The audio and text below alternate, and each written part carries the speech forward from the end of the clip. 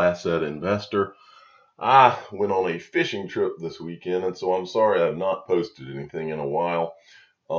But I did want to start today with the elephant that has been in the room over the weekend, which is obviously this Coinrail hack, and then it caused the market to go down. The first thing that I would say about that is that this is not, I mean, I've been through this kind of thing so many times now, it's no big deal. But I wanted to take this video to kind of let all of you know what I think about when what I say and what are irrational things happen in this market, and the way that you should look at this for many reasons. But every time I see the market go down, it never fails. It has nothing to do with Ripple, has nothing to do with the good cryptocurrencies, the ones that are actually worth something. The market goes down for irrational reasons, and this time's no different. But I want to kind of go through that and let you see the way I see these things and the way I think during these things. The first thing that we should talk about is this was Coinrail. Okay, and in the CNBC article here, it says outright, relatively small South Korean crypto exchange tweeted over the weekend that it was hacked. Okay, well, the first thing that I wanted to go over where it relates to Coinrail, this is from Hodler's blog, which I've told you about before. But the reason I want to tell you about it today is for two reasons. First, Hodler, who I read his blogs all the time, he's moved it to XRP has created. We've got an XRP community blog now, so you can go to xrpcommunity.blog, and you can. There's, I think, all kinds of different people contribute to this blog. But in Hodler's blog, he addressed the Coinrail thing and points out this is nothing other than some small Korean exchange, and it's very and the coins that were hacked were some coins I had never even heard of. On top of that, the point being that this is so irrelevant but this is how the market still functions, and this is very short-lived. But like I said, I want to show you how I think and how I believe that smart people think when it comes to these type of things, whether it's in the crypto market or the stock market. The first thing that comes to my mind when I see the market go down as a result of something like this is ledger. This is the first thing I think about, because anybody who's really studied this market and knows how to keep their cryptocurrency safe is either thinking about getting a ledger or has gotten a ledger. Now you can, I've told you many times, you can get one in the description of any of my videos. I've got a link to go get a ledger wallet. If you don't have one, go ahead and get one. There's also other wallets that are coming out. There's one called the Trezor. I have not gotten one of those yet. But my point is that when something like this Coinrail hack happens, it's completely irrelevant to those of us that are the smart investors in cryptocurrencies, because we have done things so that we're not in the category of people that have to worry about those things. Or if you are and you're holding your digital currencies on an exchange, then split it amongst 4 or 5 exchanges. Okay, use your head, people. And so that's the first thought that goes in my mind, is what does a cryptocurrency hack in Korea have to do with me? Because I'm making the smart moves to do the right things to protect my investment for my family's future. Second thing that comes to mind is when you see, okay, Coinrail has been hacked, okay, and the whole market goes down, everybody's scared. Well, what is the issue at hand? What is this? What are we really talking about? What we're talking about is the custody issue. Cryptocurrencies this market is in its infancy, and for that reason, there are certain issues that are being worked out. Well, it reminded me of this article about Coinbase a while back. Coinbase rolls out crypto custody product for institutions. The custody issue is one of the issues that in the youth of this industry is being worked out, and it will be worked out. But again, what does that have to do with my investment and my investment that I am protecting the right way? And what does it have to do with Ripple XRP and all the great things we know about it? And the answer to that is zero. It has nothing to do with it. But what this is really about, and what I want to talk to you about a little further, is a mentality. Okay, it's a mentality of your average investor versus the smart investor, the people who don't make any money in life and the people who do make money in life. That's what this is really about. And so I wanted to kind of go through that with you. When I was a kid, my father made me listen to some of you may have heard of this guy. His name's Earl Nightingale, and he recorded back then. He recorded on tape a tape called, and he called it The Strangest Secret. And my dad made me listen to this as a kid. And basically, Earl Nightingale tells people he came from a very poor background, and he tells you he read books and his whole life trying to figure out what the secret to success was. This guy was a motivational guy before it was a popular thing to do. If none of you have listened to The Strangest Secret, go to YouTube today. It'll take 30 minutes of your day and listen to it today. It might change your life. I've listened to it many, many times. But the reason I bring this up today is because there is a paragraph in his tape that I want to read to you that, to me, this hits home about what's going on, what about investors and the mentality of the people who get on in this world versus the mentality of the people who don't. And that includes in making a living as well as investing. And here's what he wrote. He said, "Someone once said the human race is fixed, not to prevent the strong from winning, but to prevent the weak from losing. The American economy today can be likened to a convoy in time of war. The entire economy is slowed down to protect its weakest link, just as the convoy had to go at the speed that would permit its slowest vessel to remain in formation.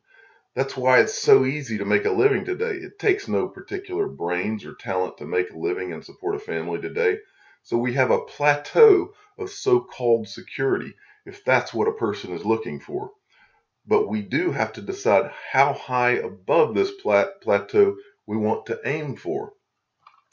So I tell you, I read that to you because every time I see this crypto market go down, and it's based on nothing that has to do, Ripple goes down right there with all the rest of them, but it has nothing to do with what the reasons we invested and the investment that we know as XRP, and all of the things that are the great things that are in the works, and all the great things that are fixing to happen imminently. And so, again, I encourage you, if you've never heard The Strangest Secret, go and listen to it, because it could change your life. But now I want to talk. Let's get past those. I want to give you this quote, and then we're going to kind of move past this. But my point that I'm making to you is, we're talking about the weak hands here, and if you're a weak hand and you're gonna be one of those people that sells in this, you're gonna miss out on something. And I'm about to talk about how huge that something is. But this is a quote from Paul Getty, who was an oil, I guess the equivalent of a billionaire back in his day. He said, "Buy when everyone else is selling and hold until everyone else is buying." That's not just a catchy slogan. It's the very essence of successful investing. So don't forget that. And then now I want to go through the some of these people who have been so hugely successful in life, and I want to go through the different how this compares to Ripple XRP today and its founder. The first, since I gave his quote, I was going to go through Paul Getty. Now, this guy basically went and bought land, and his family hit it big in the oil industry. But he was there at a transitionary time in American history, and for that reason, he gained major wealth. And the next one I wanted to talk about is Cornelius Vanderbilt. Now Vanderbilt he made his fortune on the railroad. Again, this, if you can imagine, before America had railroads, the idea of being able to go from point A to point B very fast, it was unheard of. And so he became one of the richest people in the world, in the railroad industry. And then you had John D. Rockefeller. He made his fortune in oil refining, and actually refined into kerosene and gasoline, and also became one of the most wealthy men in the world. And all of these have in common that they created something that was not in existence. I mean, when you create something that's not in existence, two things are going to happen. The first thing is that you're going to have many, many naysayers that say this can't be done and what you're doing is wrong, and for many reasons. And the other thing is, when you do become successful, you will change the world, and there will be more wealth than has ever been in the history of the world. And it's happened over and over in the world. Here's another time that it happened. Andrew Carnegie, same exact thing. Andrew Carnegie, he was to the steel industry what the last guy was to oil refinery, and the guy before that, the railroad. So imagine a world without steel. But Andrew Carnegie, really, he started U.S. Steel and changed the world. And then you had, of course, Henry Ford. Now, a lot of people think he invented the automobile. That's not true. But he did come out with the first automobile that was affordable to the average person. And so for that reason, he changed America as we know it. And the next, Sam Walton. Now, I can remember the town that I grew up in before we had a Walmart. And once we did, things were never the same. And so now we have Walmart, and they're in almost every town that you can imagine, and we're able to buy things and get them cheaper. In fact, I can remember, sometimes I tell my kids at Christmas, I would go through a service merchandise catalog and circle what I wanted for Christmas. This guy changed everything. Bill Gates, he changed everything because you have a computer in your house because of him. And then we have Steve Jobs. I can remember when I was in college, we didn't have cell phones, or we just started to have cell phones. And this guy took it to the next level to where we have a computer. Everybody's got a computer in their hand. So guess who's fixing to change the world next? This is an article about Chris Larson, Ripple's founder, right before, or right after the time that we'd had the run up in December, and that everybody started writing articles about how wealthy. And I don't know if a lot of people remember, but Chris Larson, as well as Brad Garlinghouse, I think they crept up into the top 20 richest men in the country. But I wanted to kind of show you how big this right here is about to get. Look at these. These are the Forbes billionaires, the world's billionaires. Jeff Bezos is there at the top. And let me see, my computer's trying to slow down on me here.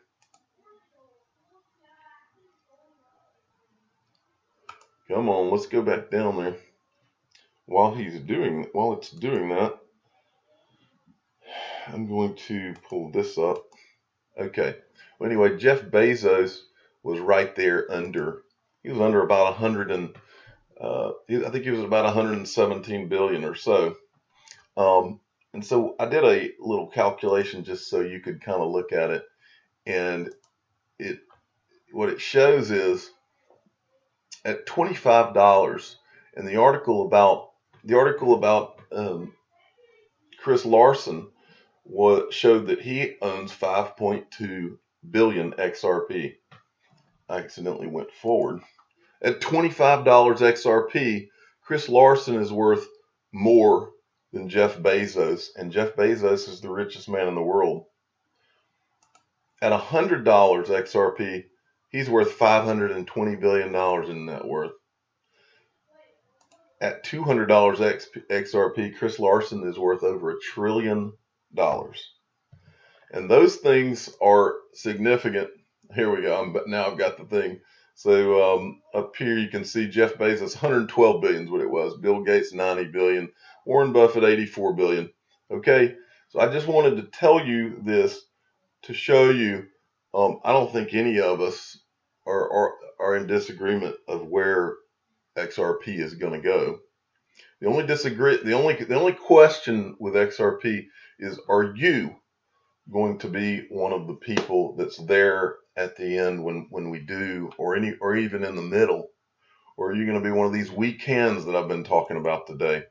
And I wanted to finish with you by this is the very last paragraph of Hodler's blog this week.